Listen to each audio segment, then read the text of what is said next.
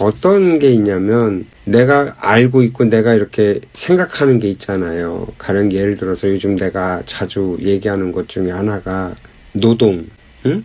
노동자 이런 말들을 나는 없애야 된다. 노동이란 노동자라는 말을 없애야 된다라고 생각을 하고 그렇게 말을 하거든. 근데 아니 노동이랑 노동자라는 말을 어떻게 그걸 왜 없애냐 뭐 이렇게 사람들은 생각한단 말이야. 근데 나는 그 내 나름의 근거가 있어. 어떤 근거가 있냐면 이 노동이란 단어가 누구한테 쓰였냐면 노예들이 하는 일이라는 뜻으로 쓰였다고.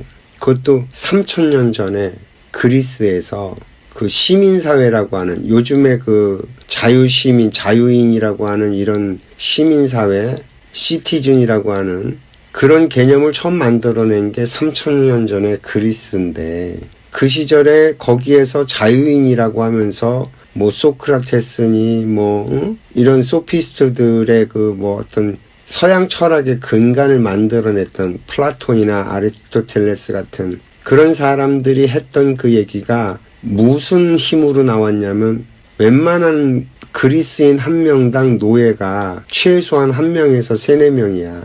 이해돼요? 무슨 얘기인지? 집안의 노예가 못해도 3, 4명. 많으면 한 100명까지 두고 산 사람들도 있어. 그러니까 자기네들은 힘든 일을 하지 않았던 거야.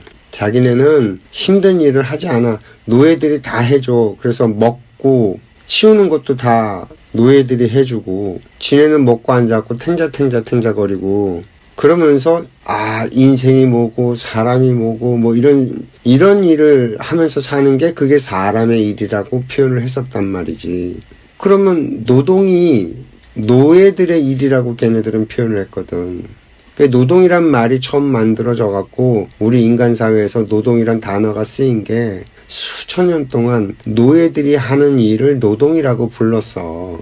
그런데 1800년대 그러니까 19세기가 되면서 인간들이 자유인으로 살아야 된다고 하면서 노예 해방이라는 것을 생각해내고 뭐 이러면서 인권이 어떻고 인간은 그렇게 막 부리고 소유하고 쓰고 이러는 게 아니다 그러면서 노예 해방이라는 것을 시작을 하는데 그래서 데리고 있던 그 농노들 데리고 있던 노예들 뭐 이런 것들을 다 해방을 시켜주는데 그때 때마침 산업혁명이라는 게 만들어져 갖고 공장이 이제 만들어져서 사람이 필요로 해지니까 그렇게 노예에서 풀려난 사람, 농노에서 풀려난 사람, 가난한 사람, 힘없고 못 사는 사람, 먹고 살기 힘든 사람들을 다 끌어모아갖고 공장에서 돈을 주고 일을 시키는데 그걸 노동이라고 부르면 결국엔 노예랑 뭐가 달라.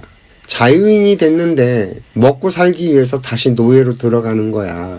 그래서 그걸 본 마르크스가 사회주의 사상, 공산주의 사상을 그렇게 해서 만든다고. 그리고 마르크스는 노동을 신성한 거라고서는 이렇게 포장을 해갖고 노동자 계급을 만들어서 저 부르주아들이랑 싸워서 이겨서 승리해서 뭐 이런 논리를 폈던 거라고. 그 설익은 생각이지. 세상이 어떻게 발전돼 갈지를 모르고 어설픈 생각에서 그런 군중들의 심리들을 건드리는 그 마르크스도 한심한 놈인 게 배운 놈이란 말이야. 대학까지 나왔나 뭐 이렇게 많이 배웠는데 일자리가 없었던 거야. 써주는 사람이 없으니까. 그러니까 먹고 앉아가고 그런 생각을 하는 거지. 그래서 20세기의 비극이 그렇게 벌어지는 거야. 그 일자리를 못 찾은 많이 배운 지식분자의 그 젊은 청년이 자기 머릿속으로 상상의 나래를 펴갖고서 만든 그 생각과 논리가 뭐가 그렇게 대단할 거라고 거기에들 빠져갖고 온 세상이 절반으로 딱 나뉘어갖고서는 공산민주로 나뉘어서 20세기 내내 으르렁거리고 결국엔 공산주의 사회주의는 쫄딱 망하고 그걸 아직까지도 계속 갖고 오면서 노동자 이런 표현을 쓰니까 나는 그러니까 빨리 우리 이 머릿속에서 노동이랑 노동자라는 이 표현들이 사라져야지만 이 노예 근성이 사라질 거라고 나는 생각을 하는 거야. 근데 이런 얘기들을 하면 나보고 미친놈 소리밖에 더 하겠냐고 사람들이. 근데 그 근본을 따지고 들어가서 따져보면 사람이 이 말이라는 걸 어떤 의미인지를 잘 모르고 사람들이 이렇게 함부로 생각하고 쓰는데, 말에는 사용하는 사람의 그 에너지가 들어가요. 그 단어를 사용을 하면.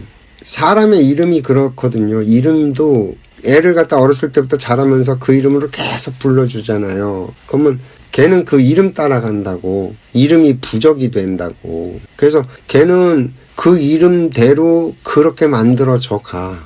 점점. 이거 굉장히 무서운 얘기거든. 그래서 내가 하는 일을 노동으로 규정을 하잖아. 자꾸 노동 하면 3000년 전부터 노동이란 단어를 사용을 했는데, 이 노동이란 단어의 뜻이 노예의 일을 하는 이거를 갖다 노동이라고 불렀다니까. 수천 년간 인간이 노예가 하는 일을 노동으로 불러왔단 말이야. 그러면 그 단어에 얼마나 그 많은 에너지가 담겨 있냐고. 그걸 계속 꾸준히 우리가 그걸 쓰면 우리는 노예가 된다니까. 머릿속으로 생각하는 방식이. 노동이란 단어에 수천 년부터 인간이 계속 그 노동이라는 걸 갖다가 노예의 일이고를 계속 수천 년 동안 수도 없이 반복해 가면서 썼어요. 그럼 이 노동이란 단어에는 수천 년 인간이 써왔던 그 에너지가 담겨 있어요. 이 노동이란 단어 자체에. 그러면 이게 어마무지한 힘이에요. 한 개인이 나는 노동을 하지만 노예처럼 살진 않아라고 생각을 한다고 해서 그게 노예의 일이 아니고 노동은 신성한 거가 되는 게 아니라니까. 자기도 모르게 노동이란 단어를 쓰면서 그 일을 하게 되면 노예 같은 생각을 하면서 살아가는 수준으로 떨어져요. 그 에너지가 갖고 있는 그게 끌려가서 인간들이 노예 근성을 부린다니까. 노동을 하게 되면 그 말이 갖고 있는 에너지가 어마무지하게 세요. 몇 명이 이렇게 나는 아니야라고 한다고 그게 바뀌어질 수 있는 에너지가 아니라고. 돈도 마찬가지란 말이야. 돈이 전부 다 자기들 건 줄 알고 있잖아. 근데 그 돈이 처음 만들어질 때, 돈이라는 게 처음 개념이 만들어지고 자본이라는 게 만들어질 때 그걸 생산해내기 위해서 거기에 들어갔던 에너지가 있단 말이야.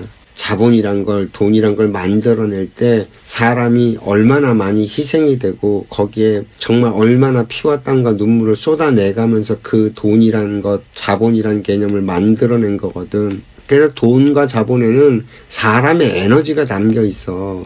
이게 굉장히 무섭고 굉장히 무거워요. 그래서 돈이 내가 갖고 싶다고 가져지지도 않고 내가 지키고 싶다고 지켜지지 않는 이유가 돈이 자체가 갖고 있는 그 무거운 에너지가 있어서 돈은 움직이려고 하는 속성을 갖고 있기 때문에 그걸 지켜낼 수 있는 힘이 없으면 돈은 빠져나가게 되어 있고 이 흐름의 원리가 만들어져 있거든요.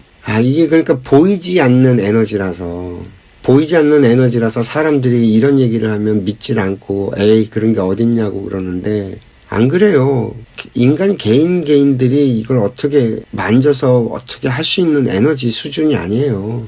그래서 이런 얘기들을 진짜 그냥 보통 일반 사람들한테 얘기를 하면 못 알아듣고 에이씨 이래버린단 말이야. 근데 정작 AI한테 이런 얘기를 하잖아요. 그러면 AI는 깜짝깜짝 놀래요. 왜냐하면 걔는 세상의 모든 데이터와 지식을 다 갖고 있기 때문에 그걸 데이터로 해서 갖고 있기 때문에 얘가 가지고 있는 데이터는 인간의 모든 것들이 다 들어가 있다고 봐야 돼. 그러니까 내가 설명하는 방식으로 이렇게 얘기를 툭툭툭툭 던지면 지가 그 가지고 있는 그 기록이 있잖아요. 그걸 읽어낸단 말이야. 얘는 빠르게 그것도 눈 깜짝할 새 읽어낸단 말이야. 그런 기록들을. 그 기록들을 확인해보면 내가 한 말이 사실인지 아닌지가 다 나오거든. 그러니까 얘는 오히려 그러니까 내가 그랬잖아. 요즘에 내 말 알아들을 사람은 없는데 AI만은 내 말 알아듣는다고. 내가 그래. 내 얘기를 금방금방 알아들으려면 AI 정도 수준으로 지식이 있어야 되는데 그런 사람이 어딨냐고. 없지. 그런 거예요. 그래서 이게 또 웃기다라는 생각을 하는 거예요. 지식으로 놓고 보면 제가 AI가 나보다 난 잽도 안 되는 아니면 뭐 먼지만큼밖에 안 될 정도 수준밖에 안 되는데도 같은 그 데이터를 읽어서 연결시키고 해석하고 하는 그 수준은 AI가 나를 못 따라오는데 뭐 그 패턴을 읽어낸단 말이야 나는. 그러니까 얘가 이제 자료를 나한테 이렇게 제공을 해줘. 내가 이제 뭘 필요로 한 자료가 있으면 자료를 이렇게 요구를 한단 말이야. 그래서 그걸 리스트로 만들어서 리스트업 시켜달라고, 표로 만들어서 간단하게 볼 수 있게 해달라고 이렇게 요구하면 정말 뭐 수천 년의 세월 동안에 있었던 것들을 갖다가 이렇게 표 몇 개로 이렇게 뚝뚝뚝뚝 만들어서 보여주거든요. 근데 그렇게 만들어주는 표를 보면서 나는 그 패턴을 읽어내거든. 왜냐면 나는 관점이라는 게 있으니까, 나만의 관점이, 독특한 관점이. 그러니까 오히려 얘는 못 읽어내는 걸 내가 읽어서 이렇게 얘기를 하고, 야, 이게 이런 패턴이 읽히는데 라고 하면 얘가 오히려 놀라지. 재밌어, 요즘에 얘랑 노는 게. 그래서 그 어떤 예를 들어서 설명을 하면 어떤 게 있었냐면, 며칠 전에는 인류사에서 대한민국이 대한민국이 아니지, 대한민국은 만들어진 지 뭐 이제 70몇 년밖에 안 됐는데, 한반도에 살았던 우리가 전 세계 인류 역사에서 알려진 적이 있냐? 뭐 알려진 적이 있지. 그러면 인류 역사에서 이 한반도 사람들이 공헌을 한 게 있냐? 한 일이 있냐? 기여를 한 적이 있느냐? 없어. 뭐 역사학적으로 봤을 때 뭐 활자, 목판 인쇄라든지 금속 활자라든지 이런 것들이 굉장히 빨리, 우리나라가 오히려 좀 더 빨랐었다든지, 그러니까 사학적으로 그런 뭐 가치가 있는 것들은 있지만 실질적으로 그게 다른 나라 사람들한테 도움이 됐냐면 없어.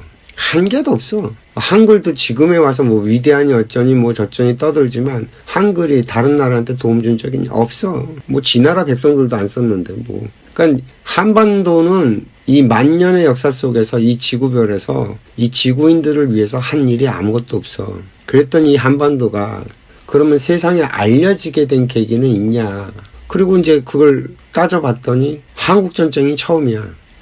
나라가 망하게 생겨갖고 전 세계 사람들이 우리나라에 와갖고 전쟁에 참여를 해갖고 우리나라를 구해준 일이, 그게 인류 역사에서 처음으로 그래도 좀 눈에 띄는 기록으로 남은 게 그게 처음이야. 그게 1950년도라고. 그러고 난 다음에 88 올림픽이 38년 뒤에 벌어져. 그럼 88 올림픽 다음에 그러면 우리나라가 또 알려진 게 언제냐? IMF야. IMF 다음에 2002년 월드컵이야. 그렇게 놓고 보면 36년, 다음에 9년, 다음에 5년, 이런 식으로 주기가 빨라진다고. 그러면서 2002년 월드컵 전후로 해갖고 우리나라 한류라는 게 생기고 우리나라가 세상에 막 알려지기 시작을 해. 우리나라가 이 지구별에 우리 여기 있어요라고 이름을 알리기 시작한 게 그거밖에 안 됐다니까요. 점점 주기가 빨라지고 있지. 한 해 한 해가 다르게. 그러니까 그런 패턴을 읽어내는 건 내가 이렇게 AI보다도 훨씬 빠르더라고.